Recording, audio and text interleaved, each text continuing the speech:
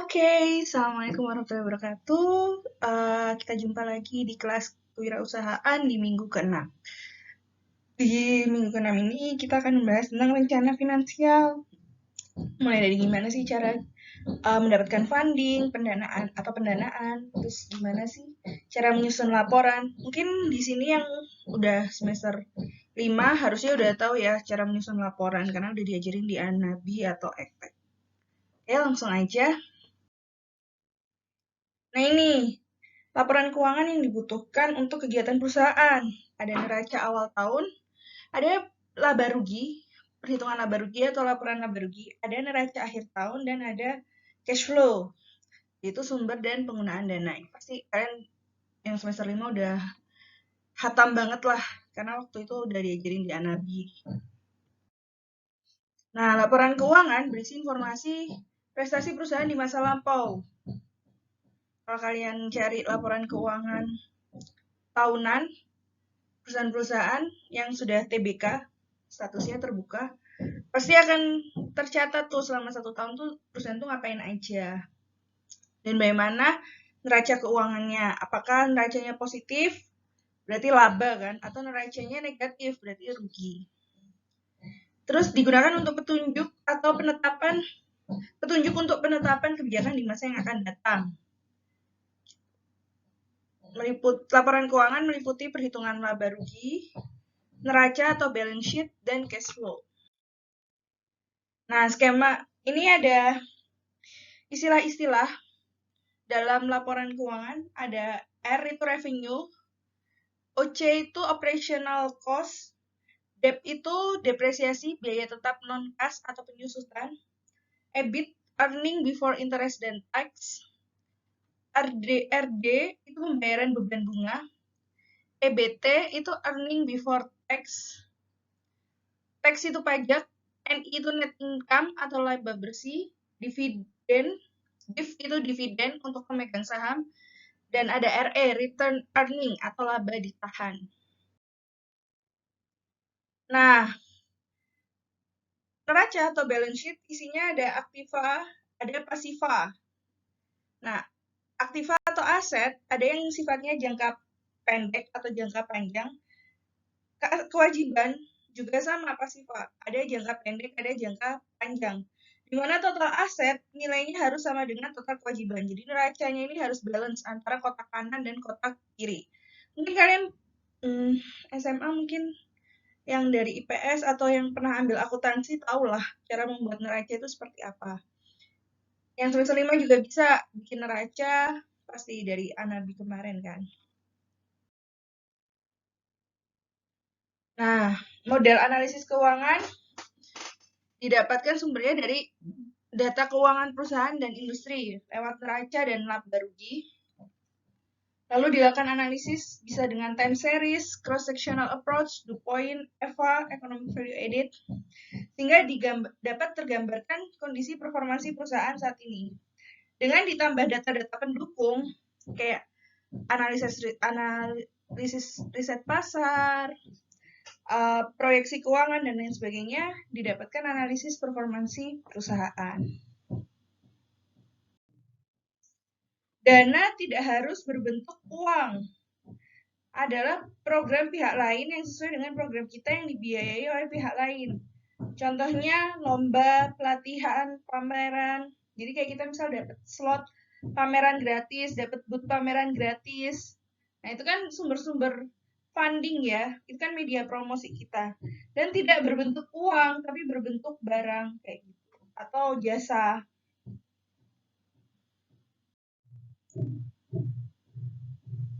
Ini konsep modal Maya, konsep Cina. Adanya trust dibangun dengan etika bisnis, networking, dan kapabilitas atau intelektualitas.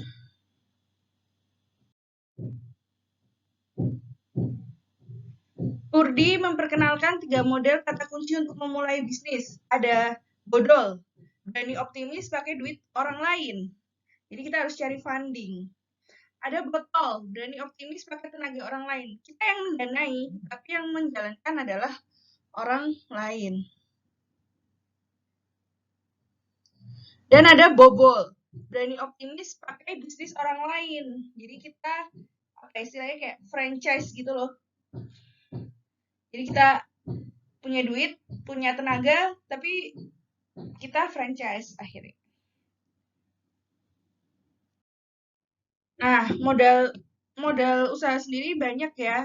Dari mana aja bisa modal sendiri. Misal dari tabungan, pinjam saudara, dari laba ditahan. Jadi misalnya kita udah jalan, tahun kemarin udah jalan, ada namanya laba ditahan. Laba ditahan ini yang akan diputar di tahun depan sebagai modal. Bisa juga dari dana hibah, dari CSR perusahaan, dari program pemerintah. Kayak Mandiri itu juga sering ngadain Mandiri buat UKM, pendanaan buat UKM. Lembaga-lembaga sosial dalam negeri dan luar negeri.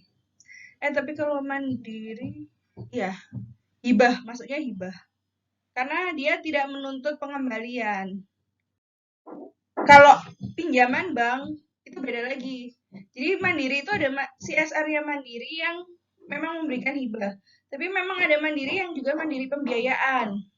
Bank pembiayaan. Kayak gitu. Bisa dari bank sendiri ada konvensional, ada syariah.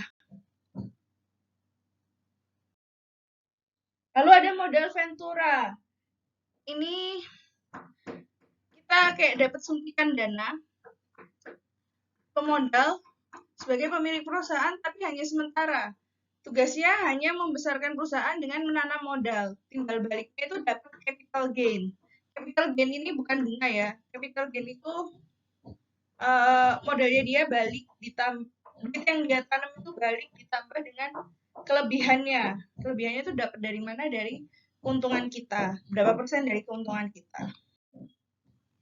Bisa juga dari hutang.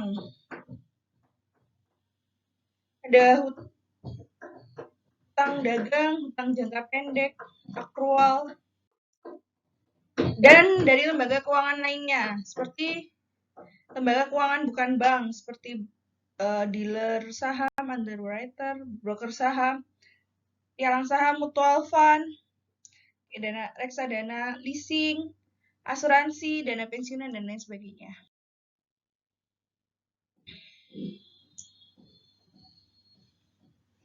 Broker atau pialang itu adalah perantara perdagangan efek dalam jual beli efek, yaitu perantara antara si penjual atau emiten dengan si pembeli atau investor. Kegiatan yang dilakukan oleh broker antara lain memberikan informasi tentang emiten dan melakukan penjualan efek kepada investor. Efek ini kayak bursa saham itu loh. Kalau kalian ada yang udah mulai main saham. Nah, beda lagi broker sama dealer. Kalau dealer berfungsi sebagai pedagang dalam jual beli efek. Dealer juga bisa sebagai perantara dalam jual beli efek. Ada lagi factoring atau anjak piutang, membeli piutang perusahaan, modal Ventura, pasar modal. Nah, kita masuk ke manajemen keuangan dan pembiayaan usaha. Pengelolaan keuangan untuk startup bisnis. Strategi keuangan yang efektif meliputi pengelolaan catatan keuangan, perencanaan, pengelolaan anggaran, dan tujuan bisnis. Untuk pengelolaan keuangan yang efektif digunakan neraca, balance sheet, laporan laba rugi, dan laporan aliran kas. Nah, balance sheet adalah bentuk laporan yang menjelaskan nilai aset, kewajiban, dan modal yang kita miliki. Laporan laba rugi adalah laporan kinerja laba dalam kurun waktu tertentu. Laporan aliran kas merangkum kondisi kas, baik aliran kas masuk atau keluar. Nah, balance sheet adalah bentuk laporan yang menjelaskan nilai aset, kewajiban, dan modal yang kita miliki kan. Yang berisi aktiva atau harta atau aset dan pasiva, jadi kewajiban yang harus kita keluarkan.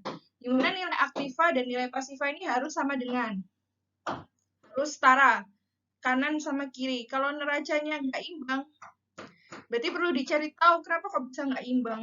Karena gimana caranya memang harus imbang.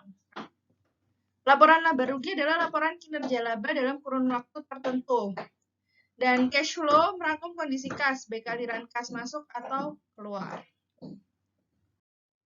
Ini contoh neraca ya. Bisa dilihat di sebelah kiri adalah aktiva dan di sebelah kanan adalah pasiva. Di mana di jumlah kiri dan kanan itu sama, 946.682.000. Nggak boleh sampai kanan 950, kiri 946. Maka akan jadi pertanyaan, 4 jutanya hilang. Ini laporan laba rugi didapatkan, ini kan plus. Iya. Kan ini revenue-nya 673, bebannya 537. Berarti plusnya adalah 136. Berarti laba. Tapi kalau misalnya bebannya lebih besar daripada neraca, maka itu menjadi kerugian. Ini lanjutan dari laporan laba rugi. Laporan perubahan modal ini, sorry. Ini modal usaha, ini laba usaha.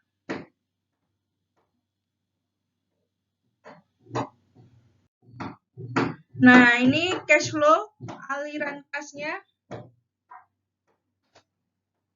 Kas keluar masuknya seperti apa? Yang dalam kurung ini kan kalau di Excel itu negatif ya, tandanya. Nah, gimana sih cara mengukur kelayakan usaha? Usaha yang akan dijalankan diharapkan dapat memberikan penghasilan sesuai dengan target yang telah ditetapkan. Agar tujuan perusahaan dapat tercapai sesuai keinginan, apapun tujuan perusahaannya, baik profit, sosial maupun gabungan dari keduanya, terlebih dahulu hendaknya dilakukan suatu studi. Biasanya kita sebut feasibility study ya. Tujuannya adalah untuk menilai apakah investasi yang akan ditanamkan itu layak atau tidak untuk dijalankan. Nah, biasanya ini kita sampai dapat PB period, kapan balik modalnya istilahnya, kapan balik modalnya, NPV, IRR, dan lain sebagainya. Keuntungan sama dengan pendapatan dikurangi total biaya, iyalah ya. Dimana biaya ini ada yang sifatnya fixed cost, ada yang sifatnya variable cost. Fixed cost itu mau berapapun jumlah produksi kalian, ya segitu. Contohnya biaya sewa toko. Biaya sewa toko mau dia barangnya laku 10 atau barangnya laku 30 juga harga sewanya tetap, misal 2M ya tetap 2M.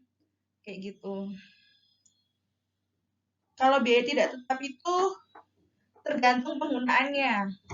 Jadi kayak air dan listrik kan kalau misalnya produksi cuma 10 sama produksi produksi 10 unit sama produksi 30 unit tentu beda kan.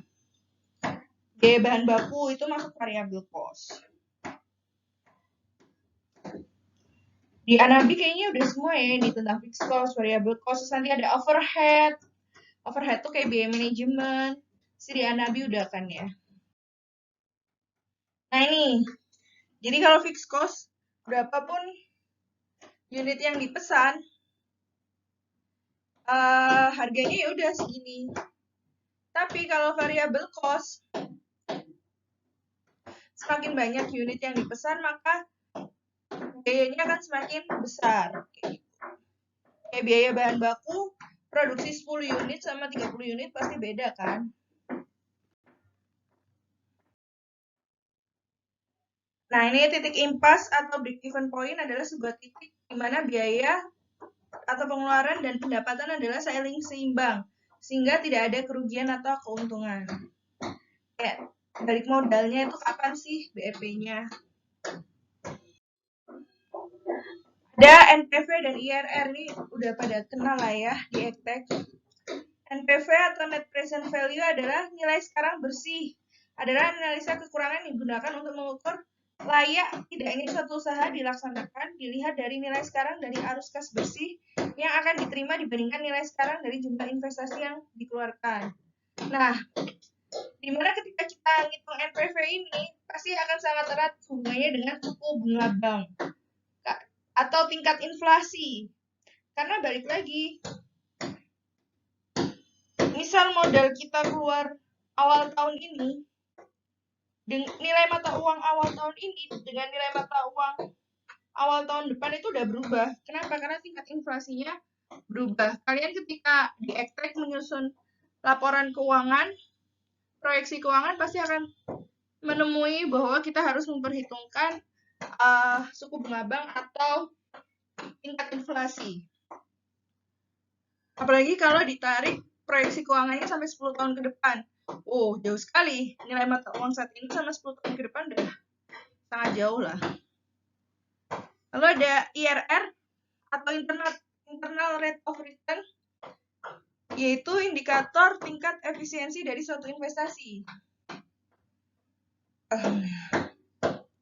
Suatu proyek atau investasi dapat dilakukan apabila laju pengembaliannya lebih besar dari laju pengembalian apabila kita melakukan investasi di tempat lain, contohnya deposito bank. Nah, IRR itu dikatakan layak atau enggak, itu pasti biasanya paling sering itu dibandingkan dengan reksadana, deposito bank, yang relatif resikonya rendah. Duit kita aman lah, istilahnya gitu. Kalau duit kita diinvestasikan kan ada resiko kegagalan ya. Tapi kalau duit kita didepositokan atau dimasukkan ke reksadana kan relatif ya flat gitu. Jadi misal bunga deposito bank itu sekarang di 3%, IRR kita 9%. Maka bisa dikatakan usaha kita itu layak. Kenapa? Karena pengembaliannya itu jauh 3 kali lipat daripada deposito bank kayak gitu. Ini rumusnya dari NPV.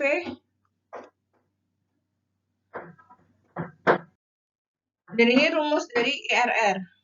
Ini harusnya ada pernya ini. CFT per 1 plus IRRT sama dengan 0. Ini akan dipelajarin di ektek sih. Jadi yang semester 5 harapannya bisa ngajarin semester 3 ya, dalam membuat laporan keuangan atau proyeksi keuangan dimasukkan ke bisnis plan. Nah, manajemen modal kerja. Modal kerja adalah investasi dalam harta jangka pendek atau investasi dalam harta lancar, current asset. Modal kerja dapat dikategorikan menjadi dua, yaitu modal kerja kotor dan modal kerja bersih. Modal kerja kotor adalah jumlah harta lancar dan modal kerja bersih adalah jumlah harta lancar dikurangi jumlah utang. Kalau kotor itu cuma hartanya doang, kalau bersih ada harta dikurangi utang. Di mana harta lancar seharusnya lebih besar daripada utang lancar. Kalau misal banyakkan utangnya kan besar pasak daripada tiang.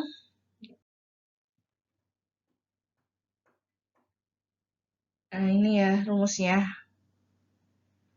Modal kerja operasi bersih itu harta lancar dikurangi utang lancar. Modal operasi bersih adalah modal kerja operasi bersih ditambah fixed asset. Aset tuh kayak gedung, mesin, terus apa ya mesin, peralatan, perlengkapan. Kalau operating current asset itu cash, uang yang kita pegang, piutang, terus inventory di gudang. Untuk melakukan pengelolaan modal kerja terdapat dua hal yang harus dilakukan, yaitu cash conversion cycle atau siklus konversi kas ini, dan besarnya tingkat pengembalian modal yang diinvestasikan, yaitu return on invested atau cost of capital. Jadi ini siklus konversi kasnya dari modal, pembelian bahan produksi, akhir produksi, penjualan, pendapatan. Nah, pendapatan ini nggak semuanya akan menjadi keuntungan, tapi ada juga yang ditahan untuk dijadikan modal berikutnya. Ini adalah manajemen modal, pengelolaan modal.